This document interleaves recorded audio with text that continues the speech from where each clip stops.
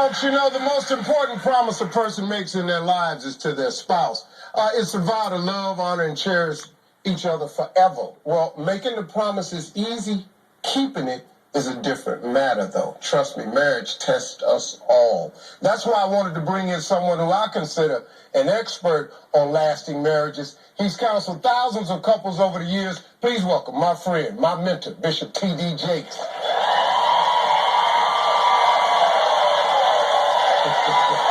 How you doing, man? Love you, man. Love you too, man. Absolutely. Wow, look at this crowd. Yeah. How you doing, man? I'm holding up. Good, good. You and your wife, Sarita, just celebrated 31 years of marriage. We did. We absolutely did. What's been the greatest blessing of the marriage? I think the greatest blessing and the root of our success in marriage hasn't been that we haven't had problems or trials, but at the root of it all, we're friends. I think that she is for me. I am for her. There is no question, no matter what we go through, that our motives are good toward each other, and we can go back to ground level zero and build from there, that we care and that we love and we want what's best for each other. Why do so many marriages nowadays fail? The divorce rate is sky high. Why do so many fail? Well, I think we take our cues from television. We have this romanticized notion about marriage, and we have lofty expectations. Then when you get married and get down to the business of marriage, there's a real issue with that. And the other thing that I think is equally as devastating, we got too many cooks in the kitchen. And people who know you publicly have no real sense of what your private needs and proclivities are. Don't let them advise you. They don't know you. Right. Now, you say that...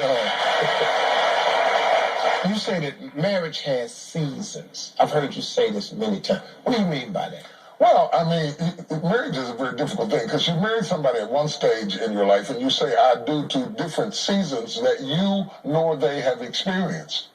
So if you get married 18, 19, 20, 21 years old, you don't know what emptiness syndrome is going to be like. You don't know what raising children is going to do. You don't know what having children is going to do. You don't know what menopause is or midlife crisis. You're just projecting that vow by faith. As you go through winter, spring, summer, fall, each season brings out different aspects in you. And the challenge is to grow together and not to grow apart. Wow. Let me show you something we did. Before the show, we polled 4,000 of our viewers about marriage, and the results were very, very interesting, folks. And when it comes to topics that couples fight about the most, nearly half of the couples said money, and a quarter of them said intimacy. What do you think of those results? I'm not surprised at all. In 36 years of counseling people, it's not just whether you have money, but how you handle money. And certainly when you don't have it, it becomes a catalyst of a lot of confusion. When you go through a recession, domestic violence goes up, divorce goes up, because people can't push these things out of you that you didn't know were in you. So you have to keep that in mind. And then secondly, the intimacy, because I like to define intimacy as intimacy. Intimacy is more than sex.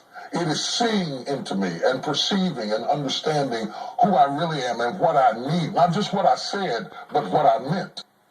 So the sexual aspect of it is only the fulfillment of having an intimate relationship with somebody on so many more levels than physicality. Sex is communication, and it's very difficult to communicate with somebody with whom you have nothing to say.